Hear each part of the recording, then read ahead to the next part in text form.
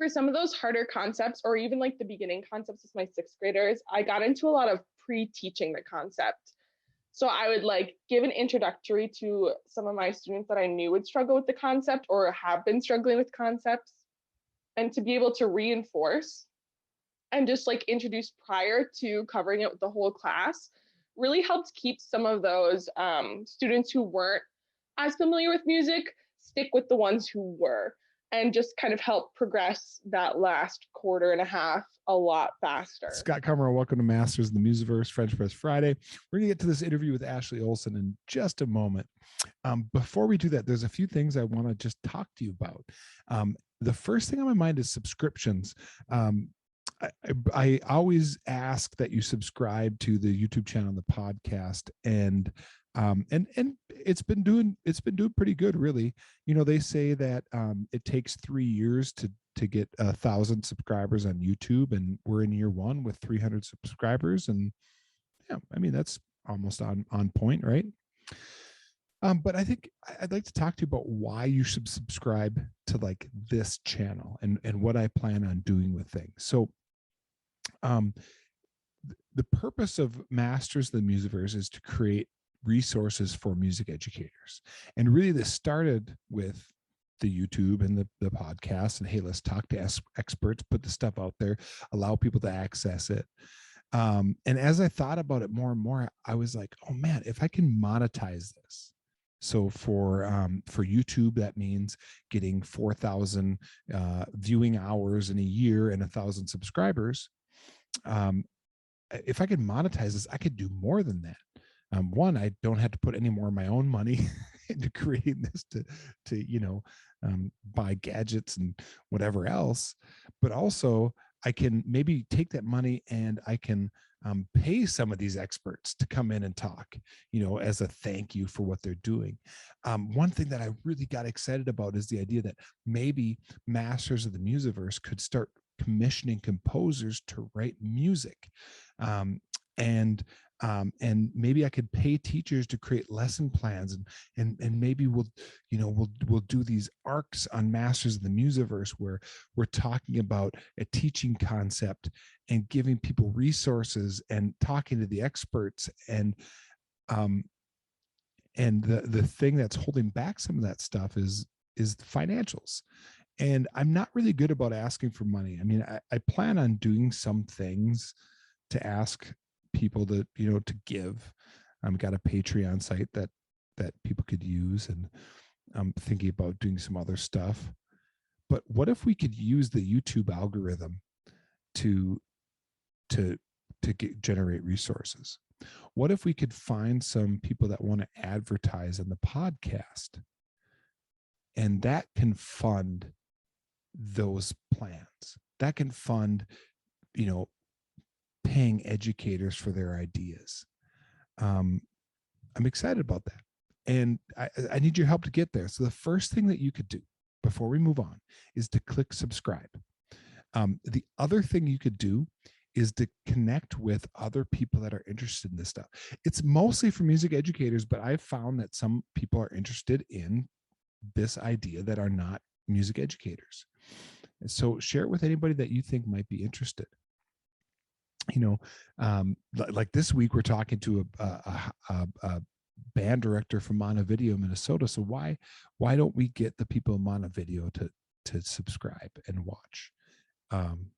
So the other thing I want to talk to you about is what's coming up next, and then the next thing. So the next thing you're going to hear after I get done talking is the theme song for French Press Friday. I got a good friend. His name is Dave Stoddard. He used to live here in town. He is a national award-winning singer-songwriter. He's really quite incredible. I'm going to put links to his music in the description here. But I reached out to him and said, "Hey, could you write my jingle for French Press Friday?" And he did. I'm curious to see if you will recognize what theme I asked Dave to model this after. So if you got some ideas, you can put it in the comments. So that's coming up next. Next thing is my interview with Ashley Olson. I talked to Ashley last year when she was getting ready to start her first year teaching. I thought, man, this would be great to just catch up. How did the first year go? How are you planning for year two? So that is what this video is. I hope you enjoy French Press Friday with Ashley Olson, cut to music by Dave Stoddard.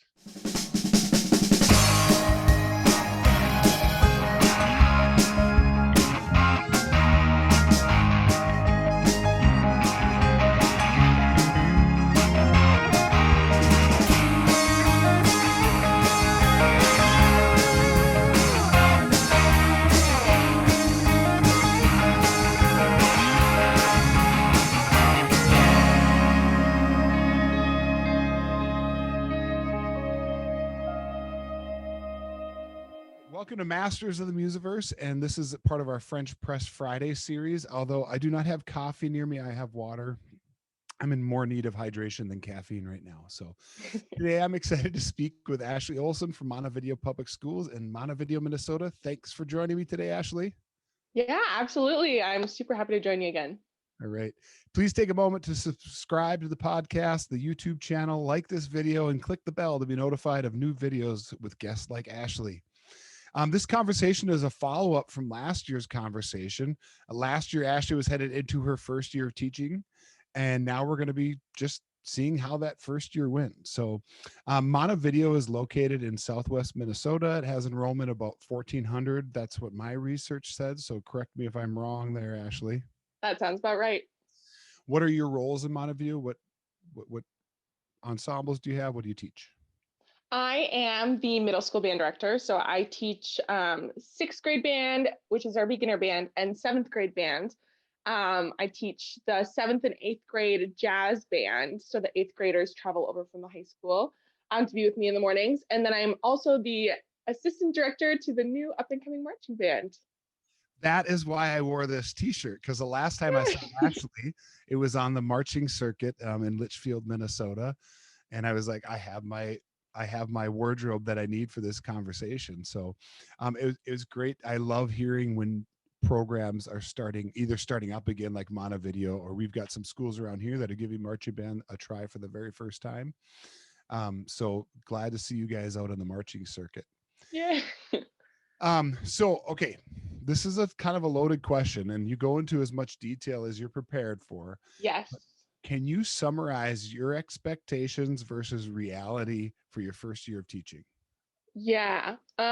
So I mean, I don't think anyone really expected to teach in a pandemic. So my expectations from the beginning of my senior year in college to when I graduated changed a ton.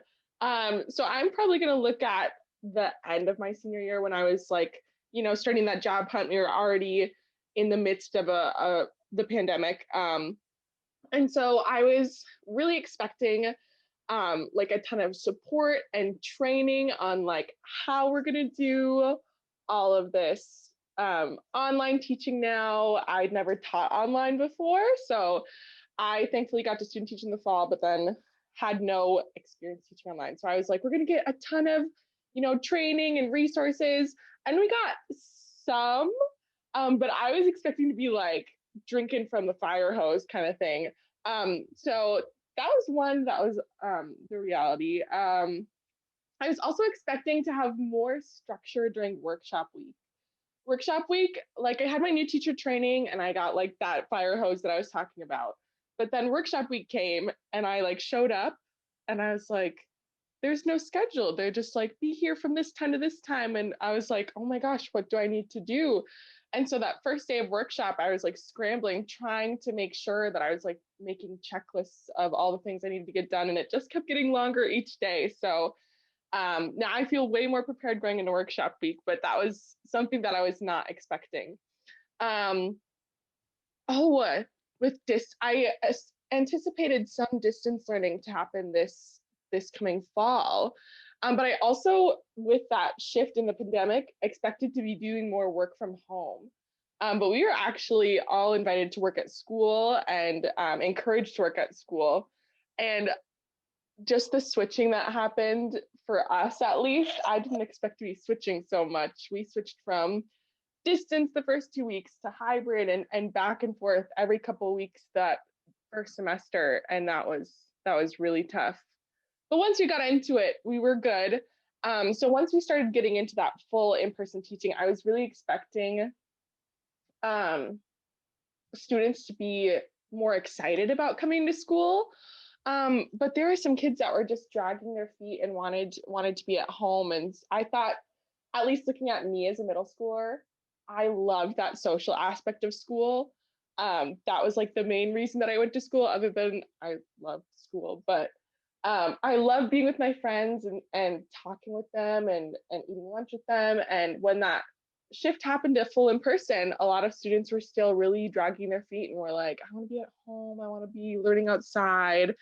And so we had to find a lot of creative ways to keep students engaged once we fully got back in. Oh, and then the final expectation, I think, that really took me aback, that I should have anticipated, but I didn't, was my second year group, my seventh graders. Um, I expected them to be at a higher level than they were. And when I came in and I had those first few weeks with them in class where we finally got to start playing again, um, just where I thought that the seventh graders would be and where they were so drastically different, just because they missed basically the last half of the year as sixth graders. And a bunch of them left their instruments over the summer. So hadn't played for almost a half a year, and to come in and try to pick that up again was really difficult for them. So I should have anticipated that a little more, but that, I think, was the one that pulled me back a lot, and I had to do a lot of reshaping of curriculum and what I thought I wanted to do with them. So Yeah. that's probably all, though. I tried to go in with as few of expectations as possible because no one really knew what this year was going to hold. So I tried not to anticipate too much, and yeah. You brought up the switching, and I don't think anybody really expected. I don't know how many times you guys slipped in and out. I kind of lost track, and that was so difficult to anticipate when that was going to happen.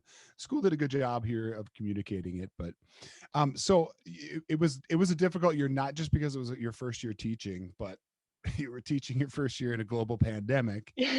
None of us, knew what that was like. Can you give a shout out? Who helped you get through that? Um, so I have two really close colleagues that I communicated with a lot, that I went to Concordia with, Thomas O'Keefe and Caitlin Rubosh. They're both first year teachers that were also teaching in the pandemic. And then Noah Johnson and I communicated a few times. My partner Lucas helped me through a lot too. He like calmed me down and helped me kind of refocus. My two college professors that I relied on a lot were Dr. Haberman and Dr. Pickens, just calling them and emailing them with as many questions as I could, just for some focus and advice. And then my colleagues here, Oliver Leafblad and Dan Hampton, have been like super great and just helping me transition and feel welcome and feel the community of teaching, which was probably like the biggest part in me wanting to continue teaching at Montevideo and investing in this community, because those first few weeks when I knew no one and moved to Montevideo and was just settling in, those are the people that reached out to me first, were my music colleagues. So they helped me welcome into the community and helped me work through workshop week, and yeah, they're Awesome. big supporters.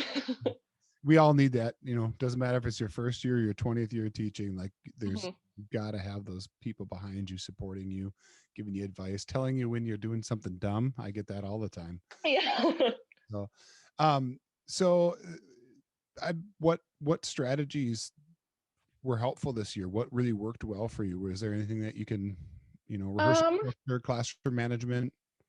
Yeah, so a few things that I wrote down that I'm definitely going to be continuing into this next year is getting rid of like the folder holders in my classroom and just using like their instrument lockers for everything. Like that's where I passed out new music. That's where all of their stuff stayed, their folder, their instrument. And that just helps streamline like getting into my classroom so much better.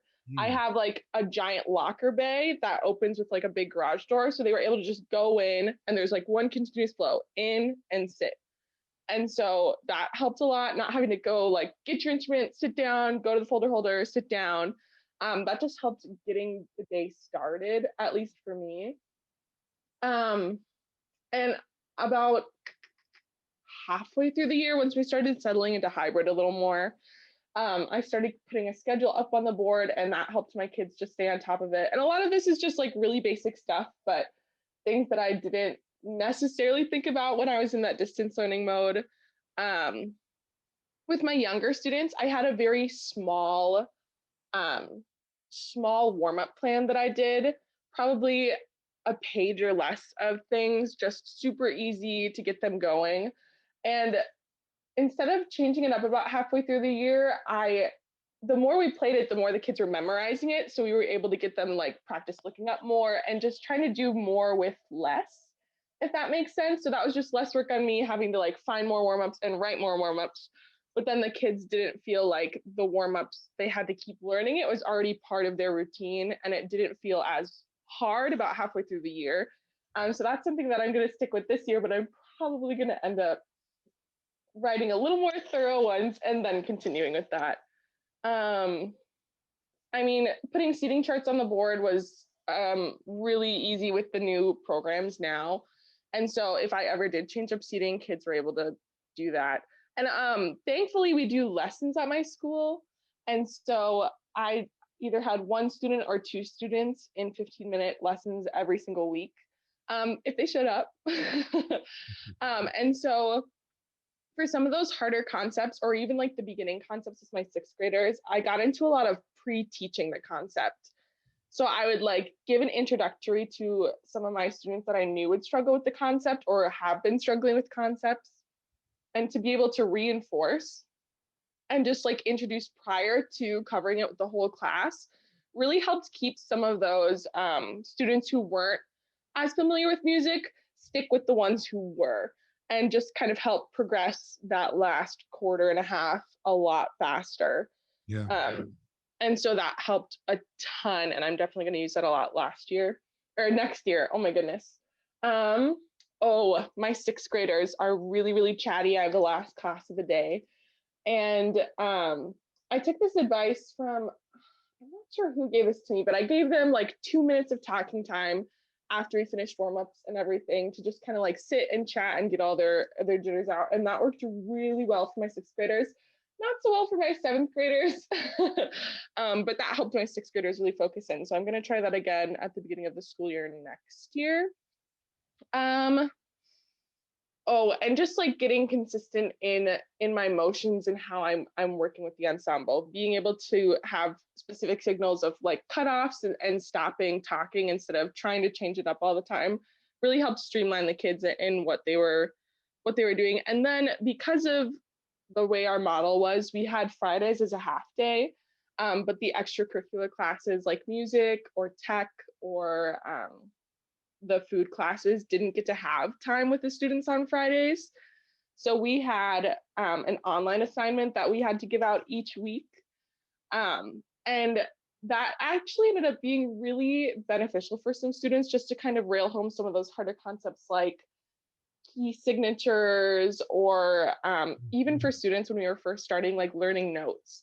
And so that's something that I hope to continue, just one weekly like theory or even listening assignments we got to towards the end of the year, and students really, really enjoyed that. So that's kind of a conglomerate of really basic things that I was thinking about that helped me through this first year and that I'm definitely keeping in my mind to continue for the next. Yeah, I think the big thing coming out of this pandemic is that it it wasn't ideal, but there were some things that we learned to do that we can take now into you know, normal, yeah, a normal. Yeah. This next one's a hard one, but I think it's really benefit, at least for myself. It's really beneficial when I spot something that doesn't work well and figure out why, and figure out, does the whole thing have to go or is it just this one piece? So You could take a pass on this one if you want, but what didn't work well this year and how did you adapt? Um, for me and my students, when we were in the distance learning and the hybrid, just assignments every day for them. They were already piled on top with all these other classes. And so assignments every day for me wasn't working because I had to grade them all. And for them wasn't working because they already had so much on their plate. And written assignments aren't really conducive with band, but that's kind of what it turned out to be while we were distance learning. And so as soon as I could, I scratched that and talked with my admin and was able to be like, can I just give a weekly assignment? Like, these kids don't have the time, they don't have the energy, and it's just not working. And so thankfully they were super flexible with that and were able to be like, yeah, one assignment a week for band is good as long as they like come to meets. And I was like, great. So that just helped relieve stress for me and for students. Um, the culture of my seventh grade class, which was students who had had a previous teacher, and then I was their second teacher, and now they're going off to high school. So I have a really fast turnaround, but the seventh grade class was really difficult for me to engage in almost anything at first. They were really hesitant, and were very a lot of them didn't want to be there, and we're really only there for the required credits of middle school music. And so it was really tough for me because the sixth graders loved being there. They were like so excited to play their instruments, so excited to try this new thing. And so I did a lot with my seventh grade that just did not work, like trying to engage them through like pop music and playing that in class, trying to engage them through pep band music, and trying some like wacky warm-ups that I found through MMEA. And those were just all like nothing really dinged with my seventh grade class this year.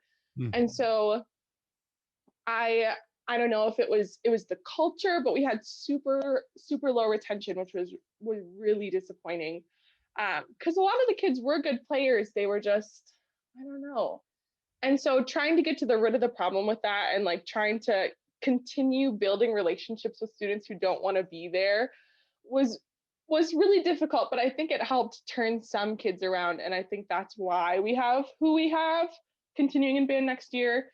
And then just like with that, the classroom management was really difficult. Some kids fed off of being disciplined. And so for me, trying to find ways to discipline them without doing it in class, that made it so that they were the center of attention, and that, oh, it was so difficult. That seventh grade class really pushed my patience, really tested how many resources I could use on them. So I don't want to say that my seventh grade class wasn't, I don't want to say that wasn't successful this year, but it was definitely the biggest challenge in terms of just student participation and assignments. So as a whole, I've learned a ton. And I'm ready to tackle seventh graders, I feel like, next year with the relationships I had with them as sixth graders. But just coming in and trying to get them to buy into my program, my 1 year that they were going to have with me, was really difficult. So yeah. I think you'll agree with this based on some of the things you said. That, in my opinion, the most effective teaching tool I can think of is knowing students, starting with their names, but then getting to know them. It helps with discipline issues. It helps with retaining them, because they get to feel like the special person they are, because you know that they also collect baseball cards, although I don't think anybody collects baseball cards anymore. But so how did, like, it's an especially daunting task when you have to learn like everybody's name. Did you have any extra strategies that helped, or did you just have to suffer through saying names incorrectly over and over again? I want to say that I feel like I'm good at names. But after starting summer lessons this past month, I realized that I'm not so good at names. So when I first started, a lot of it that came was just like, at least knowing my sixth graders coming in now, was just working with the names. Like I had done a lot of processing for my incoming sixth grade band, and just seeing the names over and over and then being able to put a face to it was super helpful. Versus this past year, it was just a lot of like repetition, like being like, you're Grayson, yeah, you're Hayden, yeah. And the hard part was I had a ton of kids who had really similar sounding names in each section. But I think the biggest thing was being able to do lessons with those students, being like, okay, I have Hayden and Reese coming next, like trying to picture them. And then when they walk in the door, being like, okay, yes, this is definitely the person that I was picturing, or I gotta try this again. So thankfully the students bared with me, and were very willing to correct me. Um, but past that, like students want to know their teachers, or at least most of the students that I encountered did. And so they were just, I wouldn't even have to say anything, and they would just come in and talk about their day, which was awesome that they felt comfortable enough to do that with me. I'm not sure where along the road that happened. Um, Most people have just called me a social butterfly, so I guess that helps with young children. But at the beginning of the year during distance learning, it was really difficult, and those little name tags in the corners helped a ton. But I did a few assignments in the beginning that helped me kind of get to know more about students, and get to know what they were interested in personalities. So that kind of helped be that building block of when they came in the room, be like, oh, you saw the Twins game this weekend? Like, how was that? Or yeah, so it was really weird because the beginning of the year kind of feels like a fever dream. And once we got to this second semester, it felt a lot more like a school year, and being able to just see kids and interact with them in the hallways and in lessons was like the game changer in being able to manage my classroom. Yeah. Yeah. I'm bad with names, and I teach beginning bands. So then I get, there's Mhm. 800 kids in the room, names I don't know. I've just, I just do name tags on the music stands. They each get a name tag. They put it out every day. It takes a little bit of training, but boy, does that help, because then during class, I'm not trying to think of the name. I'm just going Bradley, boom, go. Mhm. Um, and then the other thing that I found really helped me this year was, this is interesting, because I got this from Peter Haberman, because when he stands up in front of like my groups, he'll just stop rehearsal and he'll go, ask me a question. And the kids would be like, are you married? How? Yeah. So I would do that with my students so they could get to know me. And then I flipped it on them and I would say, all right, we're going to go around the room. What's your favorite color? And just start on one end. And all of a sudden 80 kids are answering pretty quickly, boop, black, red, boop, boop. So anyway, Mhm. this is why I don't have coffee with me right now. I need to hydrate. Okay. So now in your mind, go back in time, grab Ashley from, fall of 2020 and say, this is the one thing you need to do this year. This is my one piece of advice.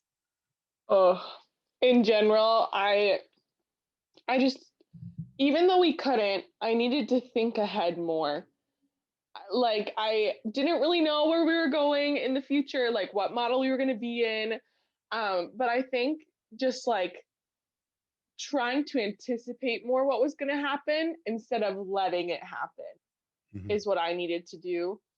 Um, and with that, like just like anticipating, oh, in a few weeks, mid-quarter is going to happen. So I need to have my grades starting to get in now, so that by the time I'm there, I'm not like freaking out to get my midterm grades in, and like contacting parents earlier than I think I need to, and like asking questions earlier, just so by the time these deadlines do come on, I don't feel like I'm like swamped and overwhelmed with things that I didn't know that I had to do, and then all of a sudden found out like 2 days before, like this is the list you need to have done by midterm when they send out those reminders.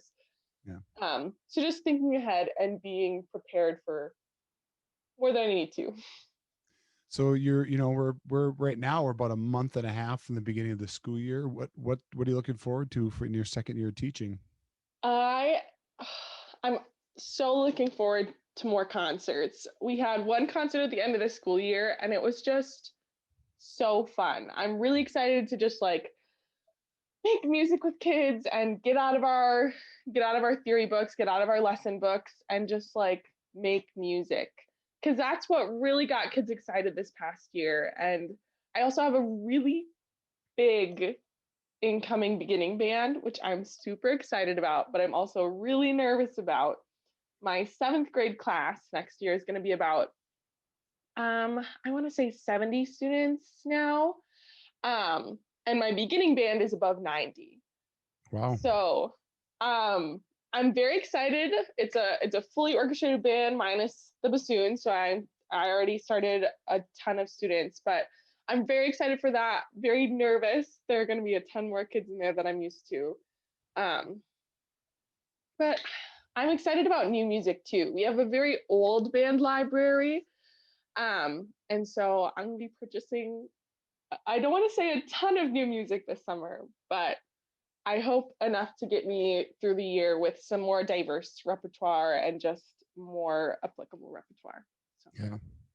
So this summer, then, what are you consciously taking a break from the school year? I know one time when we talked or emailed, you were teaching lessons still.